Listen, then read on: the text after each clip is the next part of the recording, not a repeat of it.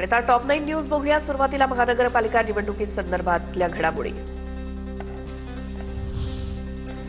अजित पवार ताफा आणि सुरक्षा सोडून बारामतीतनं अचानक रवाना। पुण्यातील जिजाई बंगल्यावरती कमालीची गुप्तता। अजित पवारांच्या उपस्थितीबाबत कर्मचाऱ्यांचं मौन। पुण्यामध्ये दोन्ही राष्ट्रवादीची युती तुटल्यात जमा। सूत्रांची माहिती। घड्याळच्या चिन्हावरती लढण्याचा अजित पवारांच्या राष्ट्रवादीला प्रस्ताव। मात्र शरद पवारांच्या राष्ट्रवादीला प्रस्ताव अमान्य। तर पवारांची राष्ट्रवादी महाविकास आघाडीतूनच लढण्याची शक्यता। पिंपरी चिंचवडमध्ये दोन्ही राष्ट्रवादी एकत्र लढणार। अजित पवारांची राष्ट्रवादी पवारांच्या पक्षाला 25 ते 30 जागा देणार। 28 जागांवरती दोन्ही राष्ट्रवादीचे एकमत। सूत्रांची माहिती। पुण्यामध्ये पुरेशा जागा न मिळाल्यास वेगळा पर्याय निवडण्याचा शिवसेनेचा निर्णय। स्थानिक नेत्यांबाबत कार्यकर्त्यांची पक्ष नेतृत्वाकडे तक्रार। भाजपकडून अपेक्षित जागा मिळत नसल्यामुळे शिवसेनेत असंतोष।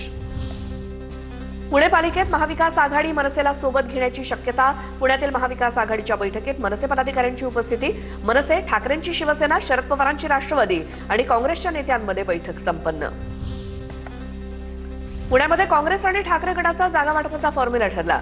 काँग्रेस 70 तर ठाकरे गट 55 जागांवरती निवडणूक लढवणार। सूत्रांची माहिती। इतर जागा वंचित आणि रासप यांना सोडल्या जाणार असल्याची माहिती।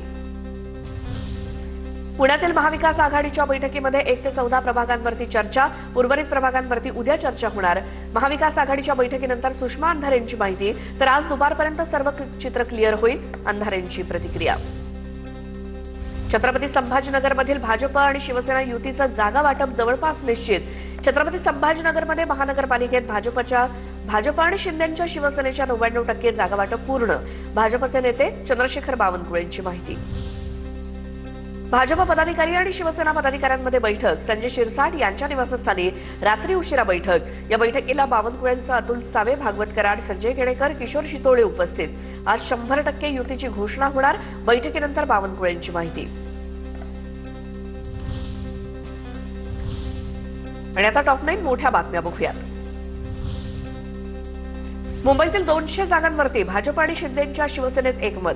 उरलेल्या 27 जागांवरती उद्याच निर्णय होणार। महायुतीच्या 4थ्या फेरीच्या बैठकीनंतर अमित साटम यांची माहिती। ठाण्यात महायुतीचा फॉर्म्युला ठरेना। भाजप आणि शिवसेनेत जागा वाटपावरून रस्सीखेच। काल रात्री एकनाथ शिंदेंच्या निवासस्थानी तिसरी बैठक पार पडली। रवींद्र चव्हाण देखील बैठकीला उपस्थित होते। ठाण्यात कापूरबावडी जंक्शनमध्ये भाजपकडून पंतप्रधान मोदींचे बॅनर। नमो भारत नमो ठाणे असा बॅनरवरती उल्लेख।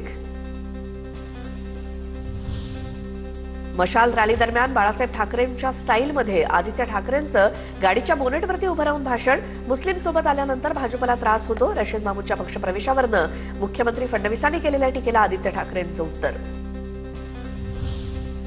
पेटलेली मशाल जनता विझवेल। आदित्य ठाकरेंच्या मशाल रॅलीवरनं आमदार संजय केणेकर यांची टीका।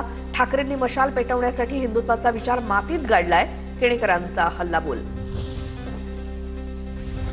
नगरसेविका मानसी काळुख यांच्या पतीच्या हत्येनंतर खोपोलीत तणाव। आरोपींना अटक होईपर्यंत मृतदेह ताब्यात घेणार नाही। कार्यकर्ते आक्रमक। तर राष्ट्रवादीच्या कार्यकर्त्यांकडनं ही हत्या। भरत गोगावलेंचा आरोप। या प्रकरणी राष्ट्रवादीचे जिल्हाध्यक्ष सुधाकर घारेंसह 10 जणांवरती गुन्हा दाखल।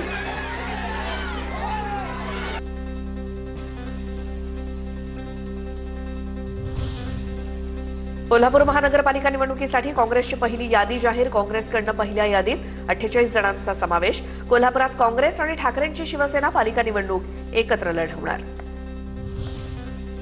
कोल्हापूर महानगरपालिका निवडणुकीत तिसऱ्या आघाडीची उडी। वंचित आणि आम आदमी पार्टीकडनं तिसऱ्या आघाडीची घोषणा। महाविकास आघाडी आणि महायुती बरोबरच तिसरी आघाडी निवडणुकीच्या मैदानात 81 उमेदवार जाहीर करणार असल्याची तिसऱ्या आघाडीची घोषणा। कोल्हापुरात महायुती आणि महाविकास आघाडीला तिसऱ्या आघाडीचं आव्हान। वंचित बहुजन आघाडी आणि आम आदमी पार्टी एकत्र लढणार। 16 नंतर महाविकास आघाडीनं काय गमावलं हे कळेल असाही इशारा। राष्ट्रवादी शरद पवार पक्ष सोबत आल्यास स्वागतच करू असंही केलं स्पष्ट।